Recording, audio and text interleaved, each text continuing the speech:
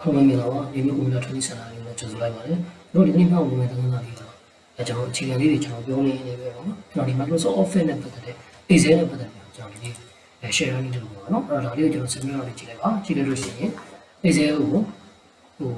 Excel ဘာမှမသိမဟုတ်ဆိုလို့လူတွေကြည့်လိုက်ပါဘာမှမသိတဲ့ဆိုလို့လူတွေ Excel ကိုဖွင့်လိုက်ရမယ်အနည်းဆုံးတော့ Excel နဲ့စာရွက်လေးတိကျအနည်းဆုံးထုတ်နိုင်တဲ့အချိန်ရောက်သွားပါလိမ့်မယ်နော်ဟုတ်နော် Excel နဲ့ဇာတ်လေးတစ်ခုစပြီးရိုက်နိုင်တဲ့အချိန်ရောက်သွားပါလိမ့်မယ်နော်ဒါလေးကိုကျွန်တော်ပြအောင်ကြည့်ပေးပါနော်ဒါဆိုရင်ကျွန်တော်နောက်တစ်ခါဆက်ပြီး Excel အားရပြီသဘောပေါက် Excel ကိုဒီလိုလုပ်ရတာဒါတော်တော်လောက်ဒီလောက်ထိရပါတယ်နော်အဲ့တော့ဟိုလိုမတရားကြီးတွေသင်တန်းတွေမှာလို့တော့အခြေခံတွေကျွန်တော်သိပြီးပေါ့ရှက်ပြနေမှာမဟုတ်တော့ဘူးနော်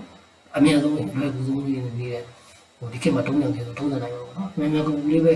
နော်တည်စီခြင်းနဲ့လုံကြီးကိုပဲကျွန်တော်ဦးစားပြီးပြောမှာဖြစ်ပါတယ်နော်ကဲဟုတ်ပြီအဲ့တော့ကျွန်တော်က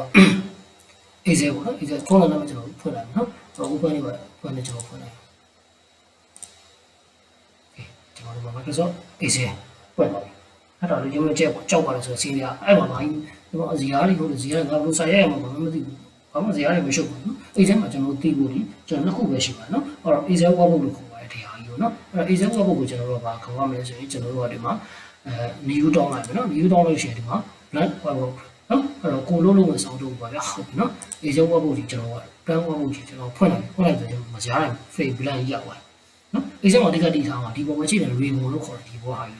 နော်အဲ့တော့ဘာတွေခေါ်လဲအသေးသေးဘာနာစီဆိုကျွန်တော်ကအသေးသေးနောက်မှာကျွန်တော်ရှင်းပြအောင်နော်ဒါတော့ကျွန်တော်အဓိကဒီလေးကစာရေးလေးတစ်ရက်ကိုအရင်စာဆန်းရိုက်တဲ့ဘောပါအဓိကတော့မိတ်ဆက်တဲ့ဘောနဲ့တော့မစိမ့်အောင်အကောက်ကိုလေ့ကျင့်တဲ့ဘောပါနော်ကျွန်တော်ကတော့ဒီမှာသိချင်ဒီကောင်လေးကျွန်တော်ကခုနကဒီအားပါလေသိချင်ကျွန်တော်လိုက်ပြီးတော့ဟိုသူ့ကိုကျွန်တော်ထောက်လိုက်တာနဲ့သူ့ရှင်းနှန်းနေတယ်ကျွန်တော်ပေါ်နေပါလိမ့်မယ်နော်သူ့ကိုဘယ်လိုလုပ်ရလဲအစရှိတယ်မျိုးနော်ဘယ်ကောင်ဘာနာမှာသုံးတယ်ဆိုတာလေးပြဆိုကျွန်တော်တို့သူ့မှာရေးထားတာလေးရှိပါနော်ဟုတ်နော်ဒီမှာကျွန်တော်ထောက်လိုက်ရင်သူကပါလေနော် font setting Photoshop app ဆိုရင် font setting ကိုယူလို့ရတယ်အဲ့ဒါဒီမှာမြောက်လေးကျွန်တော်ထောက်လိုက်တယ်နော်ထောက်လိုက်ရင်ဒီမှာဆိုရင် alignment setting အဲ့ဒါဒီမှာ setting လေးရှိတယ် number setting ဒါတော့ကိုယ့်ကိုတဖြည်းဖြည်းလေးပြချကြည့်လိုက်ပါနော်ကျွန်တော်အခုပြောတော့မှဇာတ်နဲ့လေးတစ်ခုချိန်တာလေးနဲ့ပတ်သက်ပြီးဦးစားပေးစာပြောတော့ပါနော်အဲ့ကျမှအဓိကမရှိမနေသိထားပါဒီပုံမှာရှိတဲ့ ribbon တွေကိုသိထားနော် ribbon ကဒီပုံမှာရှိတဲ့ page လေးဒီပုံမှာရှိတဲ့ဇာတ်တွေဒါကိုသိထားတယ်နောက်တော့နှစ်ချက်ကဘာလဲဆိုကျွန်တော်တို့ H1U နဲ့ RWU လို့ခေါ်တယ်ကျွန်တော်ဒီမှာဒီကောင်ဆိုရင်ကျွန်တော်ကဟဲ့လား row တွေရှိတယ် column တွေရှိcolumn တွေရှိတယ် row တွေရှိတယ်နော်အဲ့တော့အတန်းလိုက်အတွဲလိုက်နော်ဒီကောင်သိရတယ်နော်နောက်က cell လိပ်စာ cell လို့ခေါ်တယ်နော်ဒီကောင်လေးဒီကလေးအခုကျွန်တော်အစိမ့်လေးပြတာ cell တစ်ခွက်cell ရလိပ်စာအဲ့တော့ cell တွေမှာလိပ်စာရှိတယ်ဒါလေးကျွန်တော်ကသိရင်ရပြီအဲ့တော့ကျွန်တော်ဒီမှာ cell ဆိုရယ်ဆိုကြပါကျွန်တော်ဒီနားလေးကျွန်တော်ထောက်လိုက်တယ်ကျွန်တော်ဒီနေရာလေးမှာစာရဲချင်ကျွန်တော်ဒီဘက်လေးပြလိုက်မယ်ပြီးလို့ချင်းကျွန်တော်စက်ကစာလေးဖြစ်သွားပြီနော်ပုံမှန်စာရိုက်လို့ပါတယ်အဲ cell ထဲမှာကျွန်တော်ကဒီ cell လိပ်စာဒီကျွန်တော်ဒီ cell လိပ်စာဆိုကျွန်တော်ဗာဖြစ်မယ် B3 sorry B3 ဒါဆိုဒီဆက်ရလိုက်တာနော်ဟုတ်ပြီနော်ထိတ်ကအင်္ဂလိပ်လိုပဲကျွန်တော်လာမယ်နော်ဟုတ်ပြီနော်ဒါဒီကိုဘာလဲခေါ်လဲ row တွေနော် sorry row တွေ column တွေနော် column B row 3နော် column B row 3ဖြစ်တဲ့အတွက်ကျွန်တော်ဘာဖြစ်လဲ B3 အဲဒီကောင်စင်ဘာဖြစ်မှာလဲကျွန်တော်တို့က C3 ဟုတ်ပြီနော်ဒီကောင်စင်ဘာဖြစ်မှာလဲ D3 အောက်ဆင်းလိုက်မယ်ဒါဆိုဘာဖြစ်သွားပြီလဲ B4 ဒီဘက်ဆိုင်မှာလည်းလဲ C4 နော်ဒီဘက်ဆိုင်မှာလည်းလဲ sorry D4 ဟုတ်ပြီနော်ဒီအောက်မှာဆိုလည်းကျွန်တော်ဗာထည့်ပေးတော့မယ်ဒါကြောင့်ဒီလိုပဲသူ့ရဲ့လိပ်စာဆက်ပြီးတယ်ဒီတော့ပြောင်းတော့C4 C5 C6 C7 လာဆက်ကြည့်တယ်ဒီမှာဆိုလည်းဟလာ C4 C5 ဆက်ကြည့်ပြောင်းတော့နော်ဒီဘက်ကိုဆိုရင်ကျွန်တော်တို့ဗာကြည့်လိုက်ကျွန်တော်တို့ဟလာဒီမှာ4ဒီဘက်ကိုတော့လို့ရှိရင်ဗာပြောင်းပါမယ် ABCD တွေပြောင်းပါမယ်ဒီခဏနေဟလာဒီမှာ DD ABCD ဆက်ကြည့်တယ်ကျွန်တော်ပြောင်းပါပါလိမ့်မယ်နော်โอเคဟုတ်ပြီအဲ့တော့ကျွန်တော်စလိုက်အောင်အဲ့တော့ပထမဦးကကျွန်တော်တို့ကစင်အမီဟလာပြီးလို့ရှိရင်ခုနကပြောမြင်ရှင်အမီလေးရလိမ့်စာမှတ်ချက်ဒါလေးကိုကျွန်တော်ဇာတ်ရန်လေး A4 လေးနဲ့တည်ရကျွန်တော်ဇာတ်ရန်လေးထုတ်ကြည့်ပါမယ်နော်ဟုတ်ပြီအဲ့တော့ပထမဆုံးဇာတ်ရန်တော့ကျွန်တော်မီလူရခေါ်ပြီးတော့ပြီပြီးရင်ကျွန်တော်တို့နော်ဟို page layout လေးတွေကိုသွားလိုက်မယ်နော် page layout လေးတွေကိုကျွန်တော်တော့လိုက်မယ်နော် page layout ထဲမှာကျွန်တော် site ကိုယူလိုက်မယ် A4 နော်ထောင်လိုက်ရမှာအလျားလိုက်ပုံမှန်ဇာတ်ရန်ဖြစ်တဲ့ကျွန်တော်ကအလျားလိုက်ရထောင်လိုက်ရဒီမှာဆက်တဲ့ပုံကိုဒီမျိုးကြားရကိုလိုချင်တာဥပမာသဘောတည်းနေတာကျွန်တော်တို့ဒီတောင်းလိုက်လေးရွေးကျွန်တော်ရိုက်ချင်တယ်တောင်းလိုက်လေးကျွန်တော်ယူလိုက်ဒီမှာရှိတယ်အဲ့တော့ဒီမှာထိဆုံးတစ်ခေါက်ကနေပဲကျွန်တော်ဒီဘေးလုံးတစ်ခေါက်ကနေကျွန်တော်စာကစာလေးချလိုက်မယ်ဘာရင်းလဲကျွန်တော်တို့ keyboard ကနေပြီးတော့မောက်ဖောက်ပြောင်းလိုက်မယ်ပြီးရင်ဆင်ပြီးရင်နော်ပြီးရင်လေးစာပြီးရင်ချက် ပြီးသွားပြီနော်ဒါဆိုကျွန်တော်ဒီမညီသေးလားအဲ့တို့ကျွန်တော်ညီအောင်ဆွဲလိုက်ဒီကောင်လေးကျွန်တော်ဒီဘက်နည်းလေးကပ်ပေးလိုက်မယ်ဒီဘောကဟာလေးဒီကအပေါင်းလက္ခဏာလေးပေါ်အောင်လုပ်ပေးလိုက်အောင်နော်ဒီဘက်ကိုရှင်းဒီကောင်လေးဒီလိုက်အပေါင်းလက္ခဏာလေးဒီမှာအပေါင်းမဲလေးပေါ်အောင်လုပ်ဒီမှာချက်ကိုဒီကနောက်ဆုံးဘောင်မြင်းလေးနဲ့ညီအောင်လုပ်လိုက်အဲ့ဘောင်မြင်းလေး print ထုတ်တဲ့အချိန်မှာလူကြီးမင်းရဲ့ကန့်တက်ပေးထားတဲ့မြင်းဖြစ်ပါဒီကောင်ထက်မကြော်အောင်ကြော်ရင် A4 တရမှာဆက်တော့ဘူးဆိုတဲ့ကြီးဟွာဖြစ်ပါနော်ဒါလေးကျွန်တော်ဘောင်လေးရှိတယ် okay ဒါဆိုပြီးတော့အဲ့ဒီဘက်ကအပေါ်ကခုနကဒီ cell လေးတွေတစ်ခုကနှစ်ခုကသုံးခုကလေးခုကဒီ cell လေးခုမှာကျွန်တော်တို့ကဘာလုပ်ချင်တာလဲဆိုရင်ခေါင်းစဉ်လေးတက်ချင်တာအဲ့တော့ဒီ cell လေးခုကို select လုပ်လိုက်မယ်နော်လက်ညှိုးလေးနဲ့ဒီ mouse လေးကိုဖိတာမယ်နော်လက်ညှိုးလေးကို select လုပ်လိုက်ပြီး home လေးကိုသွားတယ်နော်ပြီးတော့ margin ဆန်တာနော် margin ဆန်တာမှာကျွန်တော်ဗာလဲ bigger and ဆန်တာပေါ့နော် sorry ဒီကောင်လေး command select လုပ်လိုက်မယ်နော် command select လုပ်လိုက်ပြီးလို့ရှိရင်ကျွန်တော်တို့က double click လေးနှိပ်လိုက်အဲ့မှာကျွန်တော်ရေးလို့ရပြီနော်ဒီနေ့လိပ်စာပေါ့ဗျာခေါင်းစဉ်လေးရအောင်သူ့ကျွန်တော်တို့ကဒီ cell ကွက်တော့ကိုဘိုးတင်မှာဖြစ်တဲ့အတွက်ဒီ cell ကိုကျွန်တော်ထိနှိပ်လိုက်နော်ပြီးရင်ကျွန်တော်ဘိုးပေးလိုက်နော်ပြီးရင်ဒီ cell ကနေပြီးဒီ cell တွေကျွန်တော်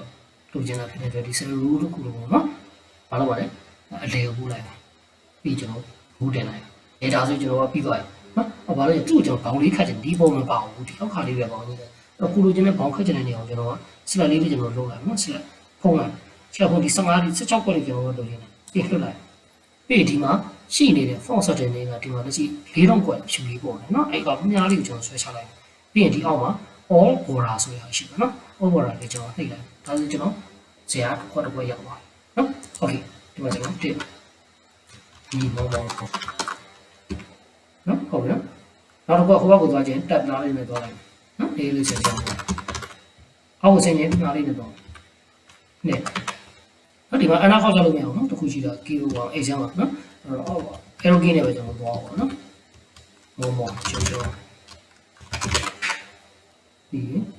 ီမန္တလေးပေါ့နော်ဟုတ်တော့ဥပမာလေးပြောတော့ကျွန်တော်ဒီကောင်းလေးကျွန်တော်ဒါဟိုရေးလိုက်လို့ရရေးတယ်ပဲသဘောထားလိုက်ပါကျွန်တော်ဟိုလေးဆွဲချပြလိုက်နော်ကျွန်တော်ဒါဇာတ်ခုရပါတယ်နော်ဟိုအဲ့တော့ကျွန်တော်ကတော့ကျွန်တော်တို့ခုနအေးအခြေခံလေးတွေနဲ့ကျွန်တော်ပတ်သက်ပြီးတော့ကျွန်တော်ဆက်ပြောပြပါမယ်ဒီချို့ဘလိုရိုးရတယ်မှာဒါအခုလောဆယ်ကတော့ကျွန်တော်စာရေးတဲ့ဟာလေးတွေကျွန်တော်အေးထဲမှာစာရေးပြီးစာထုတ်တဲ့ဟာလေးကိုဥစားပေးသွားပါမယ်နော်အဲ့တော့ကျွန်တော်ဒီမှာဒါလေးရအောင်အဲ့ဒါကျွန်တော် control P လေးနဲ့နမူနာ view လေးကြည့်လိုက်ဒါဆိုကျွန်တော်ဘာလုပ်လို့ရလဲ print ထုတ်လို့ရတဲ့အနေဒါလေးဖြစ်သွားပြီနော်အဲ့ဒီမှာမညီသေးဘူးကျွန်တော်ညှိကျင်နေရှိရင်ဒီမှာသာညှိလို့ရအောင်နော်ဒီဘက်မှာဘောင်ရှိတယ်ဒီဘက်ကမှကျင်နေရှိတယ်ဒီမှာတောင်းပြီးတော့ကျွန်တော်ကူတိုးကျင်တဲ့ဟာလေးတွေဒီလေယာမှာထပ်ပြီးတော့ပြင်လို့ရပါတယ်နော်အဲ့ဒါတော့ဒါဆိုညောင်းပါတယ်ဒီဘက်ကနည်းနည်းလေးတိုးလိုက်โอเคဒါဆိုကျွန်တော်တို့ကထုတ်တယ်ထုတ်တဲ့နေရာလေးမှာတစ်ချက်ရှိတာကျွန်တော်တို့ဒ